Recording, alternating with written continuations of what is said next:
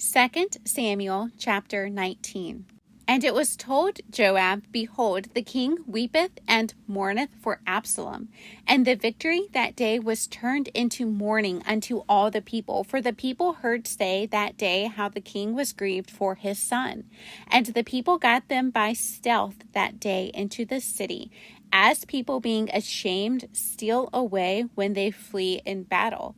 But the king covered his face, and the king cried with a loud voice, O my son Absalom!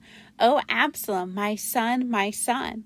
And Joab came into the house to the king and said, Thou hast shamed this day the faces of all thy servants which this day have saved thy life, and the lives of thy sons and of thy daughters, and the lives of thy wives, and the lives of thy concubines, and that thou lovest thine enemies and hatest thy friends. For thou hast declared this day that thou regardest neither princes nor servants. For this day I perceive that if Absalom had lived and all we had died this day, then it had pleased thee well. Now therefore arise, go forth, and speak comfortably unto thy servants. For I swear by the Lord, if thou go not forth, there will not tarry one with thee this night, and that will be worse unto thee than all the evil that befell thee from thy youth until now. Then the king arose and sat in the gate, and they told unto all the people, saying, Behold, the king doth sit in the gate. And all the people came before the king, for Israel had fled every man to his tent. And all the people were at strife throughout all the tribes of Israel, saying, The king saved us out of the hand of our enemies, and he delivered us out of the hand of the Philistines. And now he is fled out of the land for Absalom. And Absalom, whom we anointed over us, is dead in battle. Now therefore, why speak ye not a word of bringing the king back? And King David said to Zadok and to Abiathar the priest, saying, Speak unto the elders of Judah, saying, Why are ye the last to bring the king back to his house, seeing the speech of all Israel is come to the king, even to his house? Ye are my brethren, ye are my bones and my flesh. Wherefore then are ye the last to bring back the king? And say ye to Amasa, Art thou not of my bone and of my flesh? God do so to me, and more also, if thou be not captain of the host before me continually in the room of Joab. And he bowed the heart of all the men of Judah, even as the heart of one man, so that they sent this word unto the king, Return thou and all thy servants. So the king returned and came to Jordan, and Judah came to Gilgal to go to meet the king, to conduct the king over Jordan. And Shimei, the son of Gera, a Benjamite, which was of Bahurim, hasted and came down with the men of Judah to meet King David. And there were 1,000 men of Benjamin with him, and Ziba, the servant of the house of Saul, and his 15 sons and his 20 servants with him, and they went over Jordan before the king. And there went over a ferry boat to carry over the king's household, and to do what he thought good. And Shimei, the son of Gera, fell down before the king as he was come over Jordan, and said unto the king, Let not my lord impute iniquity unto me, neither do thou remember that which thy servant did perversely the day that my lord the king went out of Jerusalem, that the king should take it to his heart. For thy servant doth know that I have sinned. Therefore, behold, I am come the first this day of all the house of Joseph to go down to meet my lord the king. But Abishai the son of Zeruiah answered and said, Shall not Shimei be put to death for this, because he cursed the Lord's anointed? And David said, What have I to do with you, ye sons of Zeruiah, that ye should this day be adversaries unto me? Shall there any man be put to death this day in Israel? For do not I know that I am this day king over Israel? Therefore the king said unto Shimei, Thou shalt not die. And the king sware unto him. And Mephibosheth, the son of Saul, came down to meet the king, and had neither dressed his feet, nor trimmed his beard, nor washed his clothes, from the day the king departed until the day he came again in peace. And it came to pass, when he was come to Jerusalem to meet the king, that the king said unto him, Wherefore wentest not thou with me, Mephibosheth? And he answered, My lord, O king, my servant deceived me. For thy servant said, I will saddle me an ass, that I may ride thereon and go to the king, because thy servant is lame. And he hath slandered thy servant unto my lord the king. But my lord the king is as an angel of God. Do therefore what is good in thine eyes. For all of my father's house were but dead men before my lord the king. Yet didst thou set thy servant among them that did eat at thine own table. What right therefore have I yet to cry any more unto the king? And the king said unto him, Why speakest thou any more of thy matters? I have said, Thou and Ziba divide the land. And Mephibosheth said unto the king, Yea, let him take all, forasmuch as my lord the king is come again in peace unto his own house.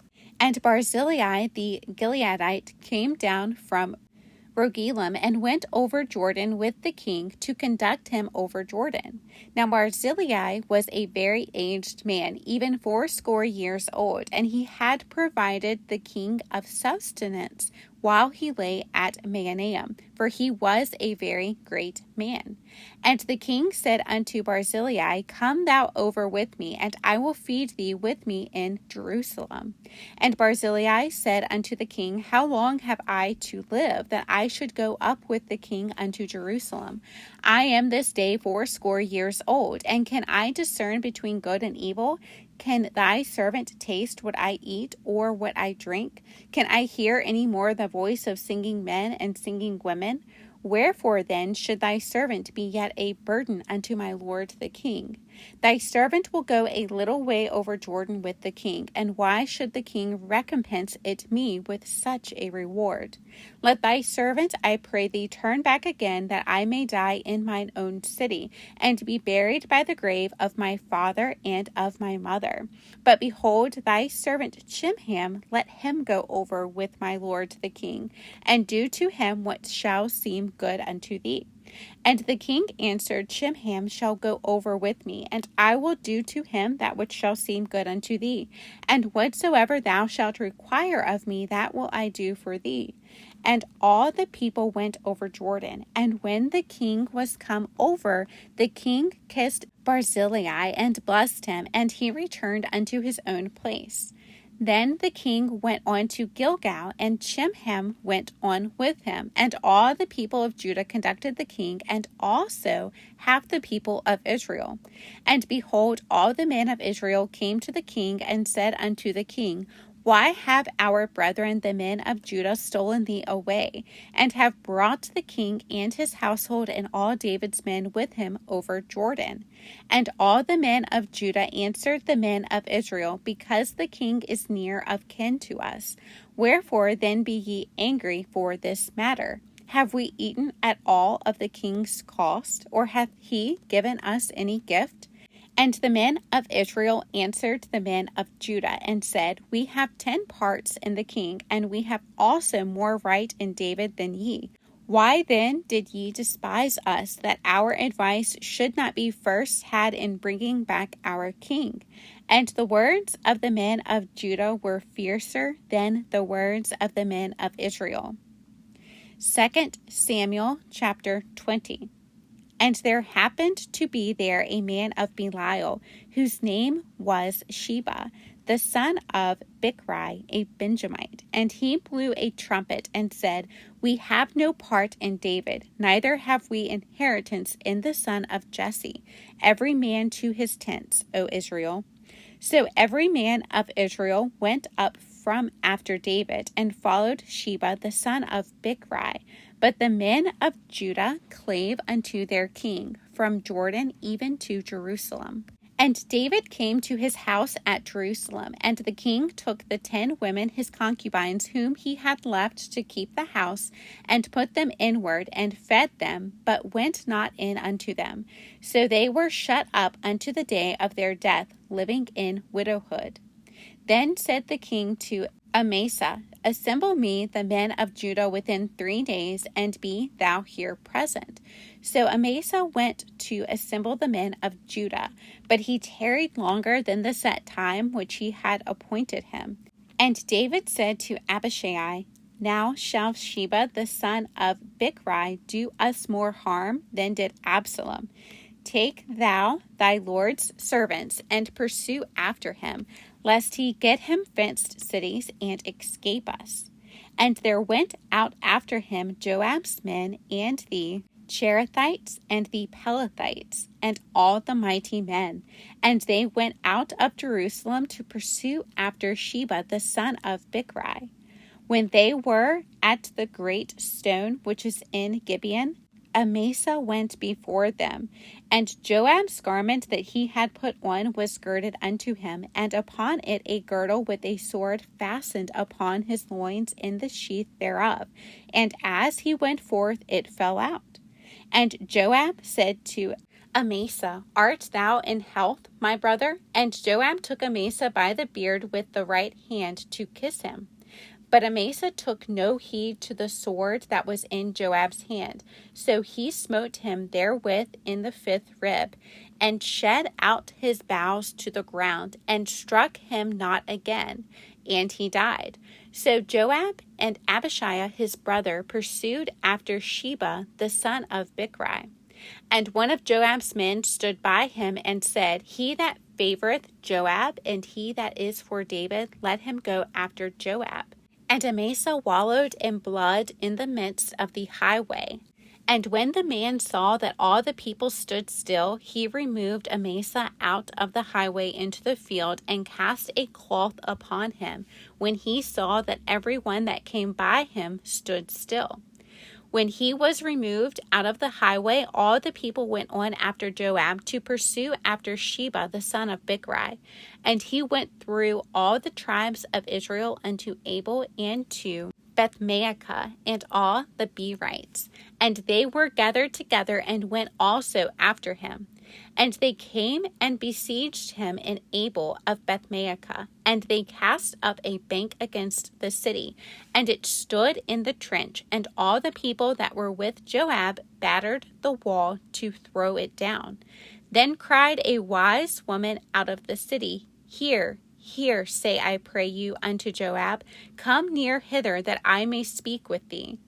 And when he was come near unto her, the woman said, Art thou Joab? And he answered, I am he. Then she said unto him, Hear the words of thine handmaid. And he answered, I do hear.